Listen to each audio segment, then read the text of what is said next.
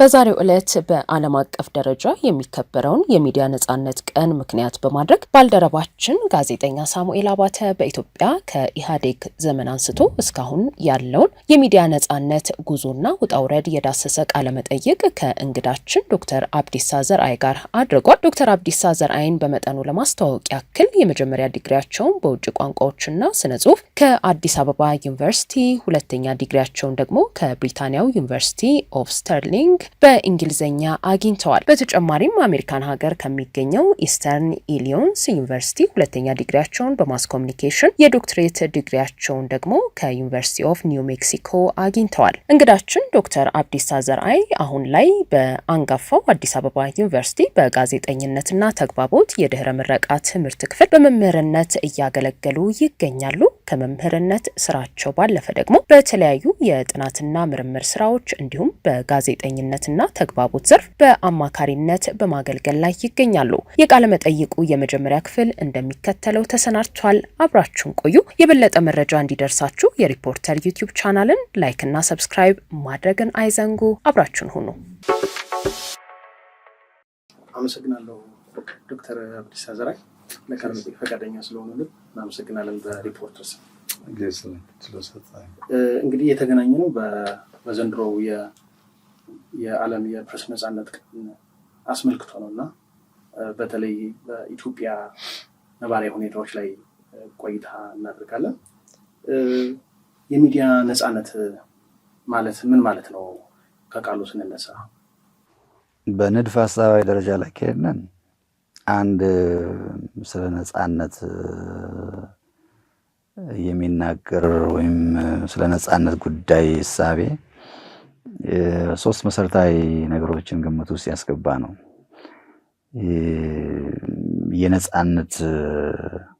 ነጻነትን የሚመለከተው ወይም እንደ ኦብጀክት ኦፍ ፍሪደም ማን ነው የሚል አንድ ነገር መታወቅ አለበት። ሌላው ነጻነት ከምንድን ነው ነጻ የምትሆነው? ኔጌቲቭ ፍሪደም የሚባለው ማለት ነው። ነጻ የምትሆነው ምን ለመሆን ነው? ምን ለማድረግ ነው ወይስ ምን ላለማድረግ ነው?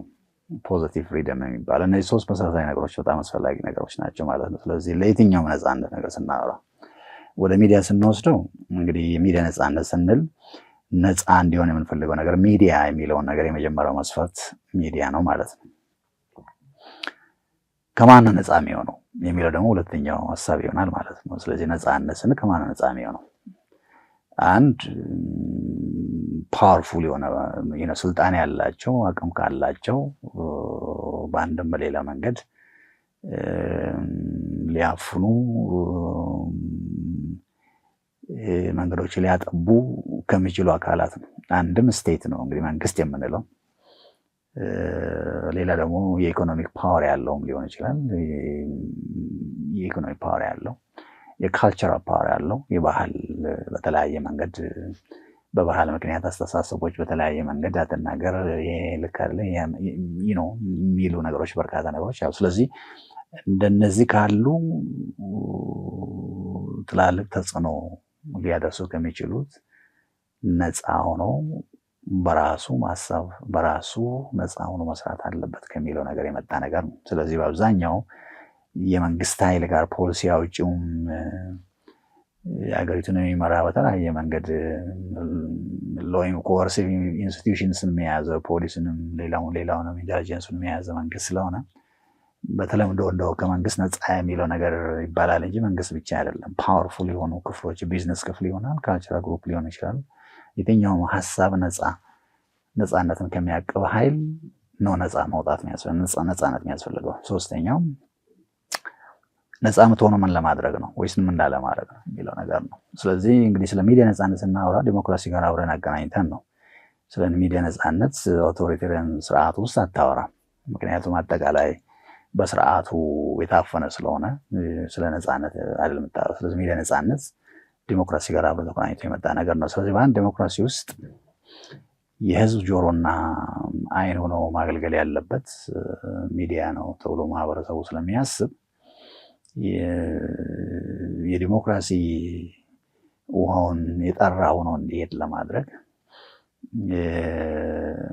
መንግስት ህዝብ አስቀመጠው መንገድ እየሰራ ስለመሆኑ ለህዝብ ለማድረስ ህዝብና መንግስትን እንደ ድልድይ ለማገናኘት የተለያዩ አይነት አቢዩዞች ካሉ እነሱ እንዲስተካከሉ ለማድረግ ከጨለማ ውስጥ ያለው ወደ ብርሃን የሚያመጣው እሱ ስለሆነ ይሄ ጥበቃ ሊደረግለት የሚገባው ኢንስቲትዩሽን ስለሆነ ለየት ያለ ነገር ሊደረግ ይገባል የሚለው ዲሞክራቲክ ማህበረሰብ ነው የሰጠው ኃላፊነት አለ። ምክንያቱም ሶሻል ሬስፖንሲቢሊቲው ከዚህ የሚመነጭ ነገር ነው። ለየት ባለ መንገድ ጥበቃ የሚደረግለት የሚያገለግለው የሚሰጠው ነገር ለየት ያለ ነገር አለ ብሎ ማህበረሰቡ ስለሚያምን ነው።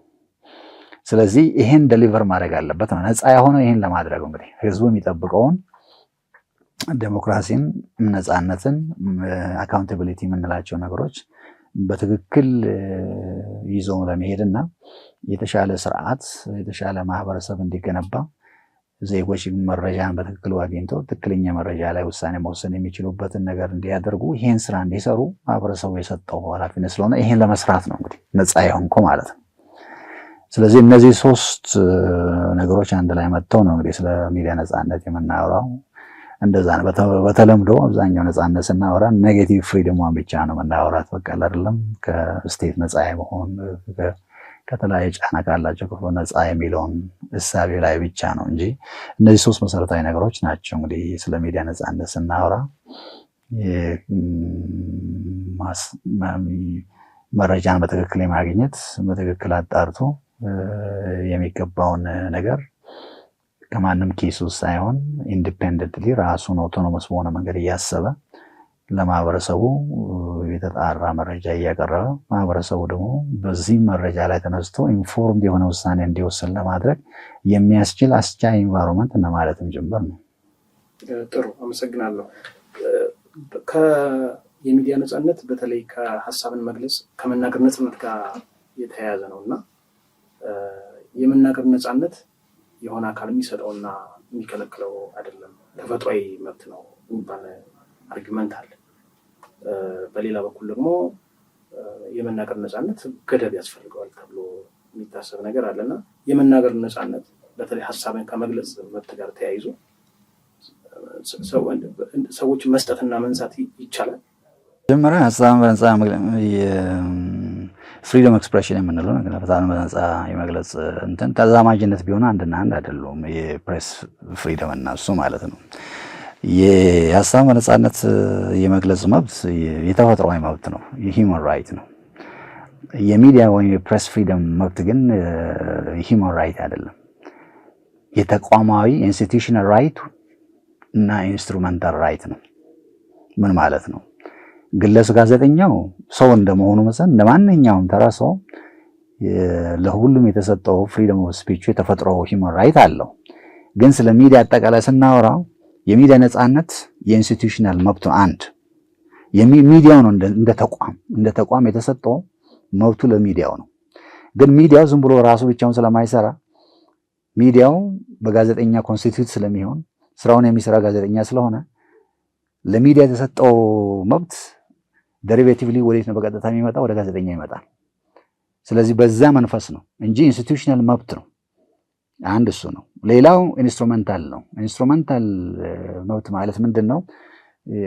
አንድን የሆነ ነገር እንድታመጣ የሚሰጥ መብት ማለት ነው። ቅድም አልኩ። አሁን ዴሞክራቲክ ማህበረሰብ ውስጥ ዜጎች ልዩ ጥበቃ ለሚዲያ መደረግ አለበት ብሎ የሚነሱበት እሳቤ ምንድን ነው ብለህ ስታስብ መንግስትና ህዝብ ጋር ያለውን ግንኙነት በተሳለጠ መንገድ እንዲሄድ ህዝብ በእያንዳንዱ መንግስት በእያንዳንዱ ቀን የሚያደርገውን ነገር ማየት ስለማይችል አቅሙም ስለሌለው ይህንን እንደ ህዝብ ሆኖ የህዝብ ጆሮና አይን ሆኖ አካውንታብል የሆነ ገቨርንመንት እንዲሆን አቢዩዝ እንዳያደርግ የተሰጣቸውን ፓወር አቢዩዝ እንዳያደርጉ በትክክል አገልግሎት እየሰጠ መሆኑን ለህብረተሰቡ መረጃ ማቅረብ መቻል አለበት። መንግስትም ደግሞ የዲሞክራቲክ ሚዲያን ተጠቅሞ እያደረገ ያለውን ህዝብ ጋር ያለውን መረጃ ፍልሰት እንዲያሰላጥ ይፈለጋል። ስለዚህ ይሄ ማለት እንግዲህ አንድ ይሄን ነገር ታደርግልኛለህ ነው። ይሄ ኢንስትሩመንታል የምንለው ነገር ነው። ለዚህ ነው ይሄ ልዩ የሆነ ጥበቃ የሚያስፈልግ ነገር ነው። ስለዚህ ማምታታት የሌለብን ፍሪደም ኦፍ ኤክስፕሬሽን እና ፍሪደም ኦፍ ፕሬስ በጣም ተዛማጅነት ቢሆን አንድና አንድ ነገር አይደለም። በሊጋል ኮንሴፕት የተለያየ ነው። ፖለቲካሊ አንዳንድ ጊዜ እንደ አንድ ብናመጣቸውም ጭምር እርግጥ አንዳንድ ሀገሮች ተለይቶን እንዳይታዩና ምክንያቱም የተለዩ መሆኑን ፍንጭ በሰጠ ቁጥር ለተለያዩ ጉልበት ላላቸው ኃይሎች ኢንስትሩመንት ጥይት እንደማቀበል ሊሆን ስለሚችል ሳይነጣጠሉ ቢሄዱ አስፈላጊ ነው ብሎ የሚሄዱ የተለያዩ ሀገሮች አሉ፣ የተለያዩ ስኮላርስ አሉ። ግን ተዛማጅነታቸው እንዳለ ልዩነታቸውን አንደርስታንድ ማድረግ ያስፈልጋል። ፍሪደም ኤክስፕሬሽን የሰብአዊ መብት ነው። ሰው በመሆኑ መሰለኝ የተሰጠ ነገር ነው። የሚዲያ ፕሬስ ፍሪደም ግን ኢንስቲቱሽናል መብት ነው፣ ኢንስትሩሜንታል መብት ነው እንጂ ሂውማን ራይት አይደለም። ግን ጋዜጠኛው ራሱ ሰው እንደመሆኑ እንደማንኛውም ተራ ሰው ደግሞ የራስ ሀሳብ በነፃ ኤክስፕሬስ ማድረግ ሌላው ዜጋ እንዳለ ሁሉ ሊኖረው ይችላል። ግን እንደ ሚዲያ እንደ ፕሬስ የሚመጣው ኢንስቲቱሽናል ራይት ነው። ለኢንስቲቱሽን የተሰጠው መብት ነው ወደሱ የሄደው እና በዚህ መንገድ ነው በደንብ አንደርስታንድ ማድረግ ያለብን። ጥሩ አመሰግናለሁ። በኢትዮጵያ የፕሬስ ፍሪደም በእርሶ ግምገማ በተለይ ባለፉት 34 ዓመታት ውስጥ ያለውን እርስዎ በዚህ ጉዳይ ላይ በማስተማርም የተለያዩ ከሚዲያና ሀሳብ ከመግለጽ ጋር በተያያዘ የተለያዩ ጥናቶችንም ተሳትፏልም እንደሰሩም ይታወቃል እና ምን አይነት ግምገማ ነው እርስዎ ያሉት በዚህ ጉዳይ ላይ?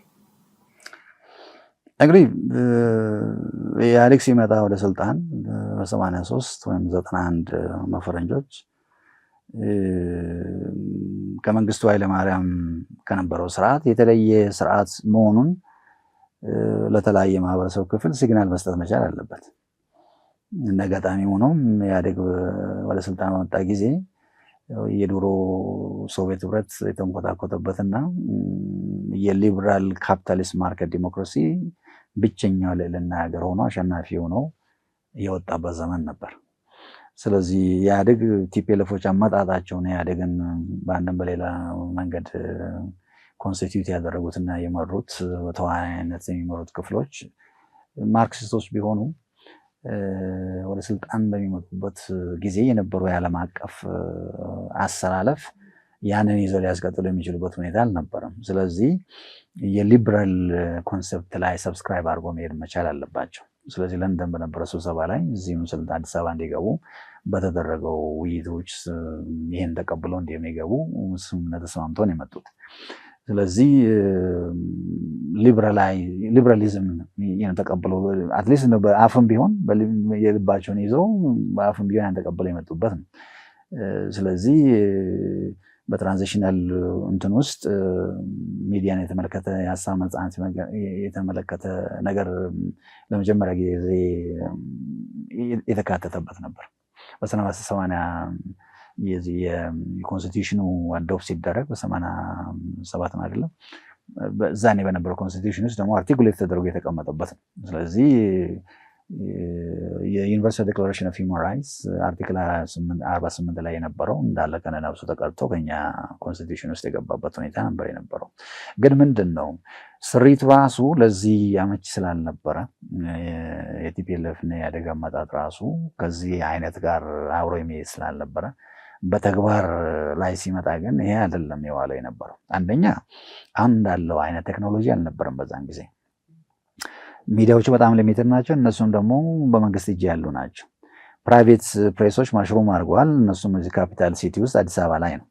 አዲስ አበባ በተለያየ መንገድ ስርዓቱ ጋር ቁርሾ ያላቸው የተለያዩ ክፍሎች ይህን መብት ተጠቅሞ ጋዜጦችን በዚህና በዚህ እየከፈቱ ስርዓቱን በባላንጣነት ምናምን አብሮ የሚገዳደሩበት ሁኔታ ነበር የተፈጠረው። ግን ኢህአዴግ የነበረው እሳቤ ምንድን ነው? አንደኛ ዴሞክራሲ እንዳለ ማሳያ ነው።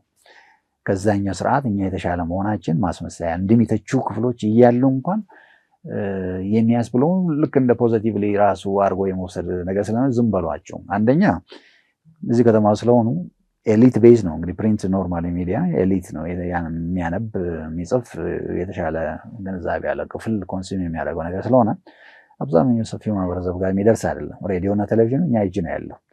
ስለዚህ እዚህ አዲስ አበባ ላይ ማድረጉ ዲፕሎማቲክ ሴንተር ነው። የተለያዩ ክፍሎች አሉ። የተለያዩ አስተሳሰቡ የመኖራቸው ጉዳይ ዲሞክራሲ ማሳያ አድርገን እንወስደዋለን ብሎ ዲስኢንጌጅ አድርገው እነሱ ጋር ምንም ኢንጌጅ ሳያደርግ ነበር መጀመሪያ ላይ የቀጠለው ማለት ነው። ስለዚህ እዛን ጊዜ የነበሩ ፔፐሮችን ትዝ የሚላችሁ ከሆነ በጣም ታይትላቸው ራሱ በጣም ያስፈራ ነገር ነበር። ስማቸው ራሱ በቃ ሰይፈ ነበልባል ማለት አይነት እንትን የነበሩ ናቸው። ስለዚህ ታብሎይድ አይነት ነገር የነበረበት ነው እና በተለያየ ጽንፍ ላይ ሆነው መንግስትም ደግሞ በእጅ ያለውን በጠቅላላ የኢህአዴግን ስርዓትና ቅቡልነትን የሚሰብክ ከመሆኑ የተነሳ ለየት ያለ አስተሳሰብ ስለማያንሸራሽር ባይ ዲፋክቶ እነዚህ ፔፐሮች የመንግስት ተቋሚ የተለየ ሀሳብ የሚያመጣ የመንግስት ተቋሚ ሆኖ በዛ ፖዚሽን ራሳቸውን ያደረጉበት ነገር ነበር። ስርዓቱ ጋርም ቁርሾ ነበራቸው። በተለያየ መንገድ ውስጥ ወይ ከስራ የተባረሩ ወይ ከዛ ሲስተም ጋር ብዙ ግንኙነት ያላቸው ክፍሎች ናቸው ፔፐሩ ላይ የተሰማሩትም የነበሩ ከዛ አንጻርም ጭምር ማለት ነው። ግን ይህን ያክል ኢምፓክት የሚያመጣ አልነበረም። አንደኛ ውስን ነው፣ ሰርኩሌሽን ውስጥ ነው። ክልል እንኳን ወስደ ፔፐር የሚሸጥበት ጊዜ አልነበረም። በዛን ወቅት ትግራይ ፕራይቬት ኒውስ ፔፐር ወስዶ መስጠት የተከለከለ ነበር። የሆነው አቶ ገብሩ በነበሩ ጊዜ ማለት ነው፣ እንደዚህ ላቸው ከሆነ ማለት ነው። ስለዚህ አዲስ አበባ ውስጥ እንደዚህ ያድርጉ ምንም የሚያመጡት ነገር የለም፣ እንዲያውም ዴሞክራሲ እንዳለ ማሳያ አድርገን እንጠቀምባታለን ብሎ ዲስኢንጌጅ አድርጎ የመንግስት ውስጥ ያሉትን ብሮድካስት ጠቅላላውን እሱን በደንብ አድርጎ ይዞ የራሱን ርዕዮተ ዓለም ለሰፊው ማህበረሰብ ሲያሰራጭ የነበረበት ነው። በዛ ሁኔታ ላይ ሰክሰስፉል ነው ማለት ትችላለህ። ምክንያቱም አብዛኛው ሰው ገጠር የሚኖር 80-90% አርሶ አደር አግሬሪያን ሶሳይቲ ስለሆነ የሚሰማውም የሚያዳምጠው የሚያየው ነገርም ካለ አክሰስም ያለ እዚህ መንግስት ጋር ስለሆነ የሚናገረው ፕሮፓጋንዳ ጆሮ የሚሰጥም ክፍልም ስለነበረው ያን ትርክት የበላይነት አስቀጥሎ የሄደበት ነገር ነበር። ግን ትልቁ ችግር የመጣው መቼ ነው? የ97ቱ ምርጫ ማለት ነው። በዛኔ ሚዲያዎቹ ብዙ ሚና ነበራቸው። ተቋሚዎቹም ባልታሰበው መጥተው ትልቅ የሆነ ድምፅ ማግኘት የጀመሩበት ሁኔታ ሆነ። እንግዲህ ከዛ በኋላ እንዴት ሪቨርስ እንደተደረገ የሚታወቅ ነገር ነው። የተቋሚ ኃይሎችን ወደ እስር ቤት ሄዱ። ሚዲያዎቹ ፕራይቬት ሚዲያዎች ላይ ከፍተኛ በሆነ መንገድ መንግስት የተዘመተበት እና አብዛኛዎቹ ሀገር ጥለው ሄዱበት፣ ብዙዎቹ የተዘጉበት፣ ምህዳሩ በጣም እየኮሰሰ የሄደበት ሁኔታ ውስጥ የተፈጠረበት ነው። እንግዲህ ከዛም በኋላ ማለት ነው ወደ እያለ እየሄደ ወደ 2000ዎቹ ምናምን እያለ ትንሽ ነገሮችን በደንብ አድርጎ አፍኖ ይዘውም ቁመናቸውን ካስተካከሉ በኋላ ትንሽ ለቀቅ የማለት ነገርም ሲምፕተም በመሀል ላይ አሳይተው ነበር። ግን ደግሞ መልሰው እንትን ያደረጉበት ነበር። በኋላ ላይ ብሮድካስት ፕራይቬት በህጉ መሰረት ፕራይቬት የማድረግ ሚዲያን ፕራይቬት የማድረግ ነገር ብሮድካስቱንም ጨምሮ የተፈቀደ ቢሆንም አይፈቅዱም ነበረ። ለምን ብሎ የሚጠይቃቸውም ምንም አልነበረም። ስለዚህ ሬዲዮዎችን በተለይም ኤፍኤም ሬዲዮዎችን የፕራይቬት እንትን ላይሰንስ ለመስጠት የጀመሩበት ነው። እዛኔ እንግዲህ እነዛሜ ሌሎች የሚመጡበት ነው እና እነሱን የሚመሳስሉ እና ለስርዓቱ አስጊ ያልሆኑ ክፍሎችን የመረጡ ሲሰጡ የነበረበት ሁኔታ ሆነ። ግን እንደዛም ሆኖ የነበረው ምህዳር ስቲል ፔፐሮችም የነበሩ ስለሆነ በብዙ አይነት ጫና ቢኖርባቸውም አንደኛ ኢንሴንቲቭ የሚሰጣቸው ነገር የለም። ፔፐሩ ፕሪንቲንግ ፕሬሱ አንድ ለእናቱ የሆነ ትልቆችን ፕሪንት የሚያደርግ ብርሃነ ሰላም ነው። እሱ በመንግስቱ እጅ ነው ያለው። አንዳንድ ጊዜ የማይፈለጉ ነው ከተገኘ ዛሬ ማሽኑ አይሰራም ተብሎ ዛሬ የሚወጣ ፔፐር ሰኞ ወይም ዓርብ ሲወጣ ኦልሬዲ ኦብሶሊት ይሆናል። ሁለተኛ ሶስተኛ ሲሆን ከማርኬት ውጭ ትሆናለህ። በዚህ አይነት ሲስተም በብዙ አይነት ውጥንቅጥ ውስጥ የነበረ ሚዲያ ነው የነበረው እና ግን አብዛኛው የሚዲያ ስፔሱን የያዘው ብሮድካስቱን ጠቅልሎ ትልቅ ፓወርም ሪችም ያለው እሱ ስለሆነ መንግስት እጅ ስለነበረ ኤፍኤሞችም ውስን የሆኑት ኤፍኤሞችም ኦልሬዲ ከስርዓቱ ጋር አብሮ ቆይታ ያላቸው ክፍሎች እየሰጡ ስለሆነ ሲምፓታይዘርም ስለሆነ አልፎ አልፎ የሆነ ነገር ጣል ቢያደርጉም ኦልሬዲ ስርዓቱን የሚያናጋ አይነት ነገርና ሲስተሚክ የሆነ ነገርን አድረስ ለማድረግ እነሱም ፍላጎችም የላቸውም፣ አያደርጉም፣ ሰርቫይቭ አያደርጉም። እንዲህ እየተባለ ነው እንግዲህ አሁን ቴክኖሎጂም እየሰፋ መጣ። እንደ ድሮ እንደውን ነገሮችን ሁሉ አፍነ ይዘህ መሄድ የምንችልበት በየጊዜው ቴክኖሎጂ ፕሮግሬስ እያደረገ የመጣበት ሁኔታ ነው የሆነው። ሳተላይት ቴሌቪዥኖችን ምዕራብ ዓለም ላይ ሆነው ዳያስፖራ ላይ ሆነው ወደዚህ ቢሚ እየተደረጉ ዲጂታል ሚዲያውም በተለያየ መንገድ በተለይ ዌብሳይቶች ኦንላይን ሚዲያ እየተስፋፋ መጥቶ ከዚህ ተሰደው የሚሄዱትም ዳያስፖራ ላይ ሆኖ አገር ውስጥ ኮንሱም እንዲደረግ እዛ የሚጽፉበት ነገር ብዙ ነገሮችን እያመጣ ነገር መጣ። ጃም እያደረጉ ሞከሩ እና ኢሳትንም እና በየጊዜው ጃም ያደረጉ ነበር። ግን በጣም ኤክስፔንሲቭ ነው ጃም የማድረግ ቴክኖሎጂን የመግዛት ጉዳይም ጭምር ዌብሳይቶችን የመዝጋት ነገር ላይ ነበር የተጠመደ የነበረው። ይህም ኤፌክቲቭ አልነበረም። እንግዲህ መጨረሻ ላይ የመጨረሻውን ምርጫ አድርጎ 99 ምናምን አሸነፍን ካሉ በኋላ እንግዲህ አሁን በተለያየ ኦሮሚያ ክልል ላይ ወጣቶች የተለያየ ሰልፍ የማድረግ ነገሮች እንቅስቃሴ ተነሱ ተባለ። እሱ እየሰፋ መጣ። ዲያስፖራውም ትልቅ ሚና ነበረው። መጨረሻ ላይ እንግዲህ ኃይለማርያም ሪዛይን እንዲያደርግ የሆነበትና ዶክተር አብይ ወደ ስልጣን የሄደበት ሁኔታ ነበር የተፈጠረው። እንግዲህ ያኔ የነበረው ኢንጌጅመንት በቃ የዚህ አንደኛ መንግስት የኢህአዴግ መንግስት ልማታዊ መንግስት ነኝ ብሎ ስለሚያስብ ከሱ ጋር አብሮ ኮንሲስተንት ሊሄድ የሚችል የዚ አይዲዮሎጂካል ኦሪየንቴሽን ያለውን ልማታዊ ጋዜጠኝነት የሚል ፍልስፍና ይዞ መጥቶ በዛ ነበር መንግስት ስር ውስጥ ያሉትን ስትራክቸር የሚያደርገው እንደዛ ነው። ኮፕት ሊያደርግ የሚችለውንም በዛ መንገድ ሲያደርጋቸው የነበረበት ነው። አይ የኛ ኮንስቲቱሽን ሊበራል ኢቶስ ፊሎሶፊን ያስቀመጠ ስለሆነ ዲቨሎፕመንት ጆርናሊዝም የሚባል ነገር አናውቅም ብሎ በሊበራል ኮንሰፕቱ ላይ የቆሙ ነበሩ። እነዚህ እንግዲህ ፕራይቬት ፕሬስ ምንላቸው ናቸው። እነሱ በብዙ አፈና ውስጥ በብዙ አይነት ፐርሰኪውሽን ውስጥ የነበሩ ስለሆኑ ኢምፓክታቸው ይህን ያክል ነው የምትለው ነገርም አልነበረ። ግን ቴክኖሎጂ የሰፋ ሲመጣ ወደ ከሀገር ጥሎ የሚሄዱትም እዛን ቴክኖሎጂ ተጠቅሞ በዚህ ውስጥ ኢንጌጅ እያደረጉ ሲመጡ እንደ ድሮ የሚታፈነው በጣም ኮስትሊ የመጣ ሲሆን ማፈን የማይቻልበት ነገር እየሆነ ሲመጣ ተደማምሮ የፖለቲካል ዴካደንስ እና ኢኮኖሚ ፐርፎርማንሱ እያነሰ የመምጣት ጉዳይ ሰፊው ህዝብ ደግሞ ብሶት እየተሰማ መጥቶ ወጣቶቹ ተነስተው በብዙ ነገር እያደረጉ ቆዩ። ሌሎች ሰፊው ውስጥ ተስፋፋ ተሰማራ። መጨረሻ ላይ እንግዲህ የኢህአዴግ ውድቀትና የፕሮስፐሪቲ ፓርቲ ወደ ስልጣን የመምጣት ጉዳይ ነው የመጣው።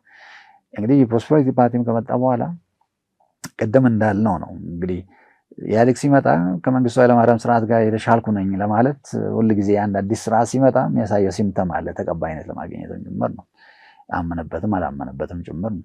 አላመኑበትም ለማለት ይቸግረኛል። ግን ሲመጡም ኦልሬዲ አብዛኛዎቹ እዛ ውስጥ የነበሩ ኢህአዴግ ጋር አብረው የነበሩ ከመሆናቸው የተነሳ የነበረው መጻትም ስለሚያውቁ ብሎክ የተደረጉ የተለያዩ ከ200 በላይ ምናምን የሆኑ ዌብሳይቶችንም አንብሎክ ያደረጉበት ጃም የሚደረጉ ሳተላይቶችም ደግሞ ወደ ሀገር ውስጥ ገብታችሁ ሰላማዊ በሆነ መንገድ ስሩ ተብሎ ኢንቫይት የተደረጉበት ዲሲደንት የሆኑ ፖለቲካል ተሰደው የነበሩ የተለያዩ በፖለቲካ ተደራጅተው ያለው ክፍል ሁሉ ወደ ሀገር ግቡ የተባለበት እና ጠቅላላ ሁሉም ወደ ሀገር የተሰበሰበበት ነው። እንግዲህ ተመልከቱ፣ የትግል ሚዲያን አብዛኛው እንግዲህ ውጭ ሀገር ላይ ነበረው። የትግል ሚዲያ እና ፕሮፌሽናል ሚዲያ የተለያዩ ነገሮች ናቸው። ስትታገል የምትጠቀምበት ሚዲያ እና ፕሮፌሽናል የሚሰራ ሚዲያ የተለያየ ነው። የሆነ ሳምሃው ማገገሚያ እንኳን ሳይሆን ትራንስፎርም ማድረጊያ አይነት ነገር ሳያስፈልግ ነበር በቀጥታ እንዳለ የትግል ሚዲያው መጥቶ እዚያ አዲስ አበባ ላይ ከተመው ማለት ነው። ስለዚህ ሁሉም አይነት ነገሮች ናቸው በዛ ትራንዚሽኑ ላይ እዚህ ሀገር ውስጥ እንትን የሆነው ስታይ የተለያየ አስተሳሰብ የመሸራሸሩ ነገር ጥሩ ነው ልትል ትችላለህ። ግን ዲሲፕሊን የሆነ ነገር አልነበረም። በተለያየ ጠርዝ ላይ የያዘ ማህበረሰቡን በብዙ አይነት ነገር ውስጥ ሊያስገባ የሚችል ፖለቲካል ፓርቲዎችም የተለያየ ጽንፍ ያላቸውም የተለያየ ዓለም ዙሪያ የነበሩ ሁሉ ወደዚህ የገቡበት ነው። ስለዚህ የአርበኞች እንትኖች ሲመጡ የነ ብርሃኑ ፓርቲ ሲገባ እና ዋይለፍ ሲገቡ የነበረው ነገር ማህበረሰብ ውስጥ ያለውን ቴንሽን የምታየው ነገር ነው። ኦኤምኤን የመጣበት ኢሳት የመጣበት እነዚህ በጣም የተጣረሰ እንትን ላይ ያሉ ናቸው። ስለዚህ እዚህ ውስጥ በብዙ የተጣረሰ ነገር ላይ ያሉ ሚዲያዎች እዚህም እየበቀሉ መጡ። ትራንዚሽን ስለሆነ እንግዲህ ይህን እያስተናገደ ነው እየሰከነ የሚሄድ በሚል ነገር የተተወበት ነው። ስትራክቸርም አልተደረገም። በዛ መንፈስ ውስጥ እያለን ነው እንግዲህ ያምነ ለቀቅ ባለ ሁኔታ ውስጥ ሰዎች ሀሳባቸውን እየገለጹ የመጡበት ነው። ኢቨን በመንግስት ውስጥ የነበሩ ሁሉ ራሳቸው ነፃ ወጥተው እግዚአብሔር እንደ ኢቲቪ ለውጠኝ ሰው ብሎ እስኪጸልይ እስኪቀልድ ድረስ የሆነበት ነው። ኢቲቪ ራሱ ሌላ ሆኖ የተገኘበት ጊዜ ነበር የነበረ ያ ትራንዚሽን ማለት ነው። ሪፎርሞቹ ሰፊ ስለመሆኑ አንዱን በሚዲያ ዘርፍ ላይ የሚደረግ ሪፎርም ነበር። ያ ሪፎርም የተለያዩ እውቀት ያላቸውና የተለያዩ ሙያ ላይ የተሰማሩ ክፍሎች ተሰባስበው ያለ ብዙ የመንግስት ኢንተርፌረንስ በጣም ሊበራል ሶሳይቲ ውስጥ አንድ ዲሞክራቲክ ሊበራል ሶሳይቲ ውስጥ ያለ ሚዲያ ሊሟላ የሚገባን የሚችል አይነት አዲስ ሚዲያ ለው ድራፍት ያደረጉበት ብዙ አይነት ግብአቶች የተሰበሰቡበት እና ስቴክሆልደር የተሳተፉበት እንደዛ ሆነ የወጣ ለው የመጣበት ነው። በጣም እንደው የሚዲያ ሎው እንትን ብትለው በጣም ደስ የሚል ሚዲያ ሎው ነው የነበረው። ግን ይሄ ወደ ሰርፌስ ላይ ሲመጣ በፕሮስፐሪቲ መካከል ያለው መሳሳብና ክራክ እየሰፋ የመጣበት ነው። በተለይ ፕሮስፐሪቲ ፓርቲ ሲመሰረት ያው ቲፒኤልኤፍ እዛ ውስጥ ለመግባት ፈቃደኛም አልነበረም። ስለዚህ አካሄዶችም ዲጀነሬት እያደረጉ ሄደው አሁን ወደ ጦርነቱ ኖቨምበር 2020 ውስጥ የገቡበት። ጦርነት ውስጥ ስትገባ ደግሞ እንግዲህ ጦርነት ይዘው የሚመጡ በርካታ መዘዞች አሉ። ነፃነትና አንድ የመጀመሪያ ካዥዋሊቲ የሚሆነው ነፃነት ነው። የኛ ሀገር የነበረው ጦርነት ደግሞ ሲሪዝ ኦፍ ስቴት ኦፍ ኢመርጀንሲ የታወጁበት ነው። ስቴት ኦፍ ኢመርጀንሲ በተፈጥሮ ምንድን ነው? ሲቪልና ዲሞክራቲክ ራይቶችን ሁሉ የሚያቀብ ነው። የመሰባሰብ ሀሳብ በነፃነት የመግለጽ ከአንድ ቦታ በነፃነት የመንቀሳቀስ ነገሮች ሁሉ የሚያፍን ከመሆኑ የተነሳ የሚያግድ የሚያቀብ ከመሆኑ የተነሳ ለሚዲያ ነፃነት አንዱ ትልቅ የሆነ መሰናክል ነው። ጦርነቱ ደግሞ በጥይትና በእንትን የምትዋጋ ብቻ ሳይሆን በኮሚኒኬቲቭ ስፔስ ውስጥ የምትዋጋ ነው። በተለይ አሁን ቴክኖሎጂ በጣም ሰፊ ስለሆነ ናሬቲቭ ኮንትሮል መያዝ መቻል፣ ትርክትን መቆጣጠር አለ። የጦርነት ትርክት መቆጣጠር መቻል አለበት። ፕሮፓጋንዳ አንድ ትልቅ ነገር ነው። ይህን የምታደርገው ደግሞ ሚዲያን በማሰለፍ ነው። ስለዚህ ቲፒኤልኤፍም ትግራይ ውስጥ ያሉትን ዲያስፖራ እሱ ጋር አብሮ የሚዘምቱትን ክፍሉን አድርጎ ዲጂታል ሚዲያውን አሰልፎ ያን ናሬቲቭ ኮንትሮል ለማድረግ በእጁ ያሉትን ሁሉ በዛ ነገር የሚያስኬድ የነበረው። እዚህ ሴንትራል ያለውም አብሮ የዘመተበትና ወጥ በሆነ መንገድ የእሱ ትርክት የበላይነት እንዲኖር የራሱን ዲጂታል ሰራዊት እንትን አድርጎ ሌሎችንም ኮኦፕት አድርጎ አንዳንዱም ኮሊሽን ኦፍ ዘ ዊሊንግ ወይም አብሮ ራሱ ዊሊንግ ሆኖ የተባበረ በርካታ ነው የነበረው። በመንግስቱ እጅ የነበረውን ሰፊው ነገር አንድ ላይ ሄደበት ነው። ስለዚህ በጠቅላላ የጦርነቱ ጊዜ ውስጥ በነበርንበት ጊዜ ውስጥ ትልቅ ካዥዋልቲ የተፈጠረው የትሩዝ ነው፣ እውነት የምንለው ነገር ነው አደጋ ላይ የወደቀው። ስለዚህ ሴሌክቲቭ የሆነ ትሩዝ ስለሆነ የሚነገረው የኢትዮጵያ ሕዝብ ትክክለኛ የሆነ ስለዚህ ጦርነት እስካሁን አቲንክ እንደውም ፈንዳመንታል በሆነ መንገድ ኮምፕሬንሲቭ የሆነ ግንዛቤ ብዙ ሰው የለውም። እንዴት ነው ጦርነት የተፈጠረው? ለምን ተፈጠረ? ኃላፊነቱ ማን ነው? በምን ምክንያት ነው የሚለው ነገር ያኛው ክፍል የተለያየ ነገር የራሱ ናሬቲቭ ላይን አለው። ይህን ናሬቲቭ ላይን አለው። እንዴት ግን ኮምፕሊት ትሩዝ አይደለም።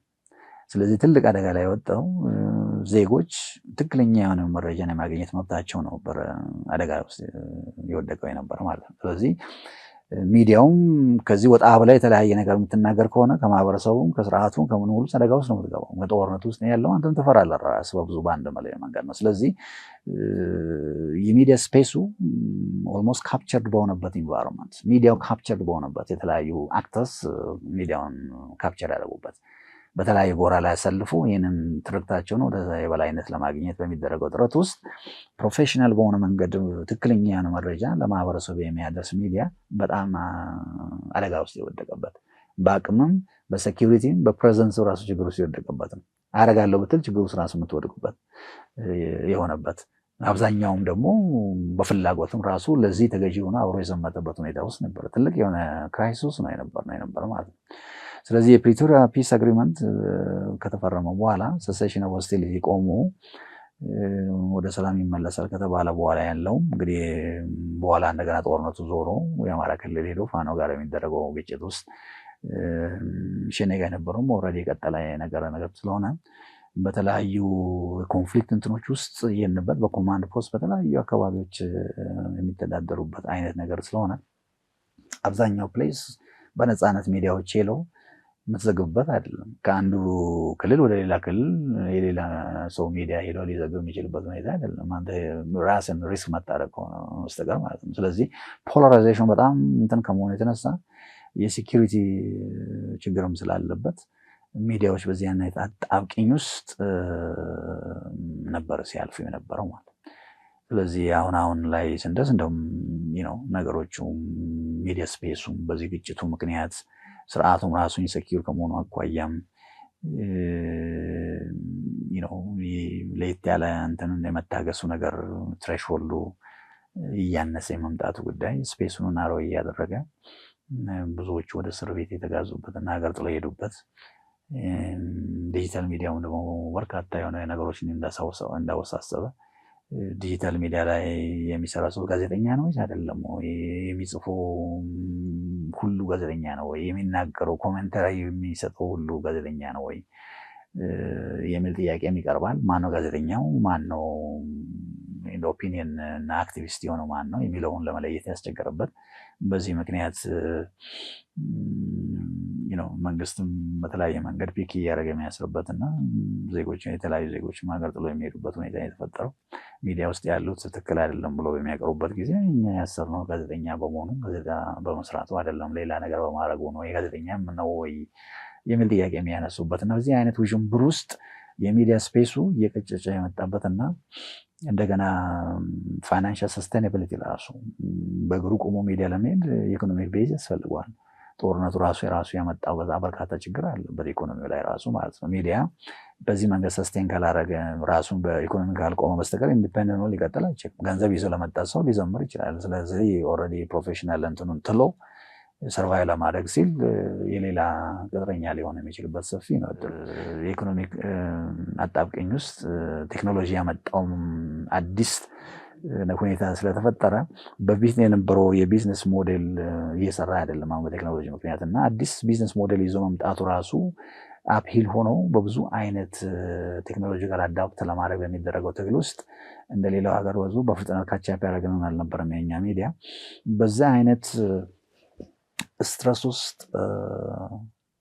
ያለ ሚዲያ ነው ባጭሩ ማለት ይቻላል።